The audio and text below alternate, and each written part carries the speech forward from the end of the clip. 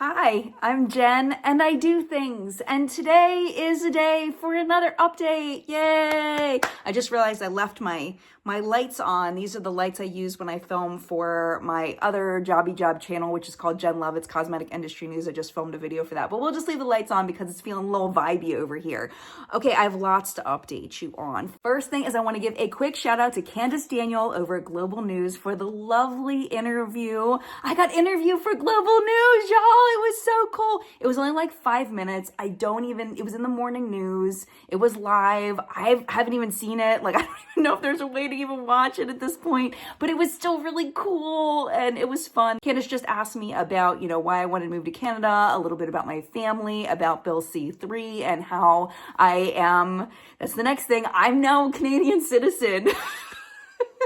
Like officially, the Bill C-3 has gone into force, so therefore I am a Canadian citizen. In case this is all new for you, basically what happened was that my grandmother, who was born in Kapuskasing, Ontario, she married my grandfather, who was a US citizen, and when she married him, she lost her Canadian citizenship.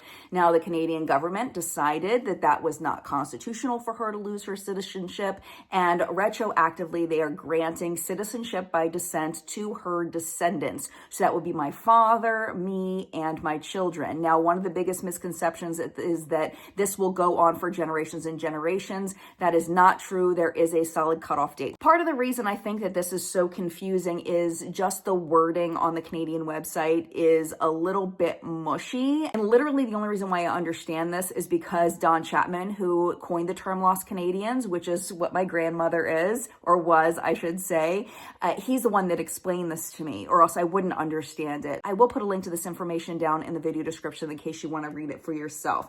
But essentially, once the bill goes into force, that's a date that's really important. So that's December 15th of 2025. Let's first talk about the people that were born before December 15th, 2025. It says citizenship may have been restored or given to people who were born outside Canada in the second generation or later before December 15th, 2025. That means in most cases, you're automatically a Canadian citizen if you were born before December 15th, 2025, outside Canada to a Canadian parent. That's my dad. That's not me. This is where I come in and where my kids come in. This rule also applies if you were born to someone who became Canadian because of these rule changes. So how it works is that because my dad's mother was Canadian, he now is a Canadian by descent. Because he is now a Canadian by descent, I am now a Canadian by descent. And because now I am a Canadian by descent, my kids are a Canadian by descent.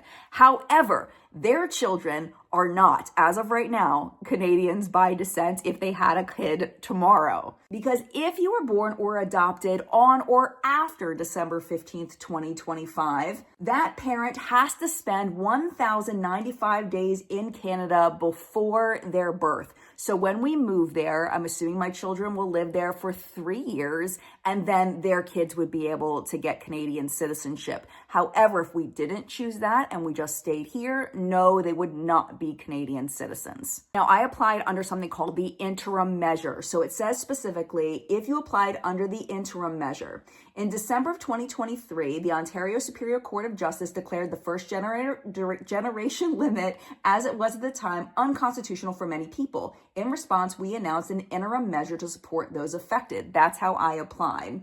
Your application is still in progress. Now that the Citizenship Act has been amended, we will process your application using the new rules. You do not need to submit a new citizenship certificate application. So mine has been submitted. It was submitted, I believe it was early October, and then they received it in mid-November. So now that can move forward. So that is very, very exciting. However, even though hopefully very soon the Canadian government will recognize me as Canadian, I think there's a difference between legally being Canadian and culturally being Canadian. And I am under no thought that I am in any way culturally Canadian. That's something I'm going to have to learn and something I'm going to have to invest in time and energy. So what I wanted to do with you is I wanted to watch I Am Canadian because you all have been telling me that I need to watch this and I'm excited to watch it with you. So here we go. Hey, I'm not a lumberjack or a fur trader, and I don't live in an igloo or eat blubber or own a dog sled. And I don't know Jimmy, Sally, or Susie from Canada, although I'm certain they're really, really nice. I have a prime minister, not a president. I speak English and French, not American, and I pronounce it about, not a boot. I can proudly sew my country's flag on my backpack. I believe in peacekeeping, not policing. Diversity, not assimilation. And that the beaver is a truly proud and noble animal. A toque is a hat. A Chesterfield is a coach. And it is pronounced Z, not Z. Canada is the second largest landmass, the first nation of hockey, and the best part of North America. My name is Joe, and I am Canadian. Yes! See, like... Thank you. Why am I getting all, like... My eyes are getting a little glassy on that. I'm so excited. I'm so excited to be a part of that. You know what I mean? Like what he was saying about being proud to put the flag on to sew the flag on your backpack.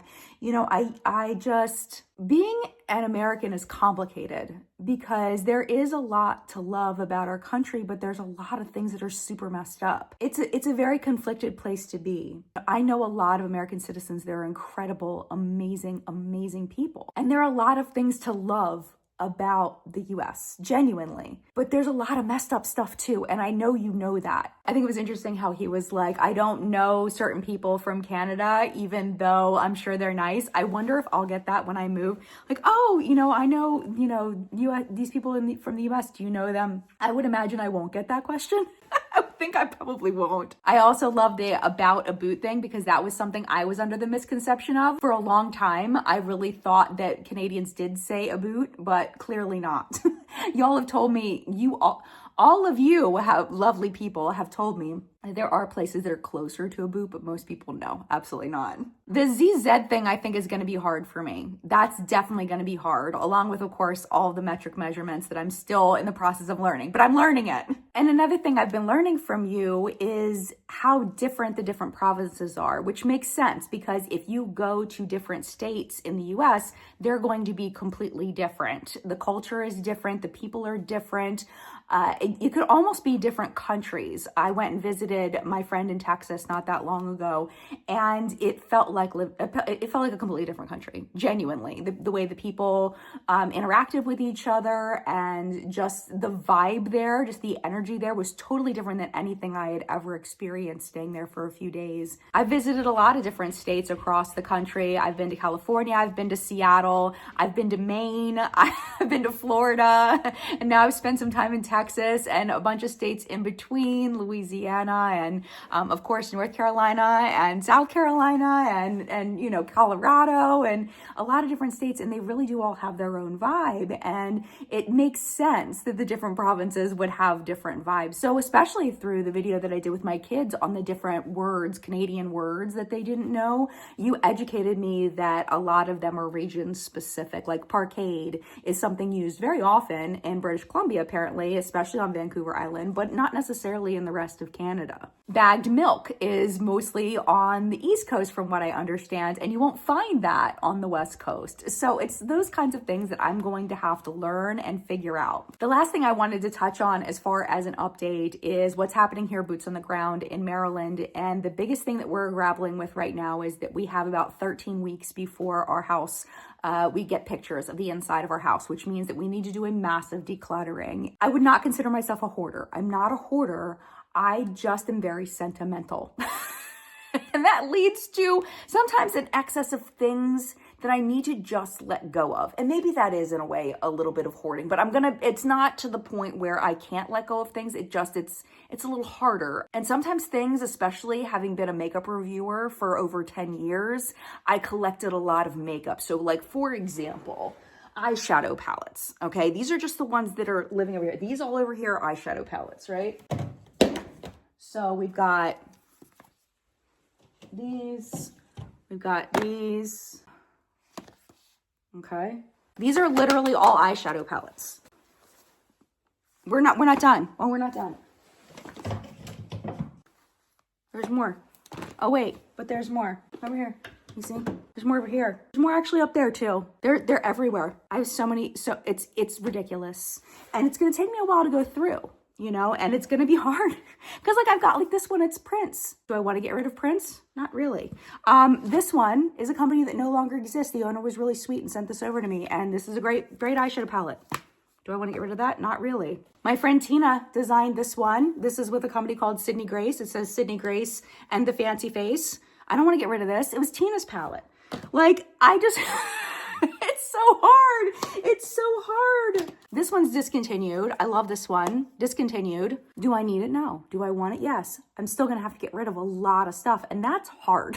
Especially things that are still good and still functional and I still like them, but I need to just let stuff go. So those are the major updates for right now, and we're still super excited, and my husband is still watching the sun come up from the Victoria camera of the harbor every morning, and we're just so excited. And of course there is some sadness. One of the things is that when we made this decision to move, my parents sounded like they would most likely be coming with us at some point. My dad is a Canadian citizen as well through C3, so he would be able to move and then sponsor my mom for permanent residency. I could sponsor my mom under a super visa. There's ways for my mom to come as well. But now they're kind of having second thoughts and they're not sure if they want to move. So that is really heartbreaking and scary for me because I've never been that far away from my parents, and it's like thinking about being that far away from them is really emotional. And with Christmas coming up and going to my parents' house and thinking about that's the last time I'm going to my parents' house for Christmas. I mean, I could come back. It's possible. I don't know if we will. It's a lot of emotions and a lot of just,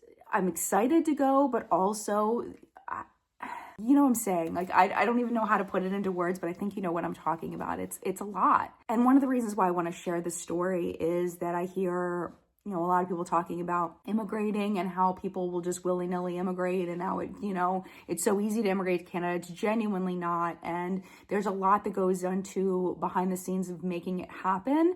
And I want to share that journey with you so that at least you have one perspective of what it was like for one person. Of course, everybody's journey is going to be different, but I want to share what it's like for me and for my family. And it's a lot. But again, we're very excited and we're very thankful and we're very, very happy about it. It's just, you know, it's not easy on so many different levels. But I want to thank you for watching, and I thank you for following along. And I know the videos haven't been quite as frequent recently, but I'm not going to waste your time if there isn't anything to let you know about. I want to make sure that I'm respecting your time. So I'll only upload when I really have something to say. And I do appreciate you so much for being a part of this journey with me and for all of your comments. You leave the most lovely, amazing comments and I read them, and I'm so thankful for you. And I hope you continue to be happy and healthy and safe. I will see you in a video very soon. Bye, fellow Canadian.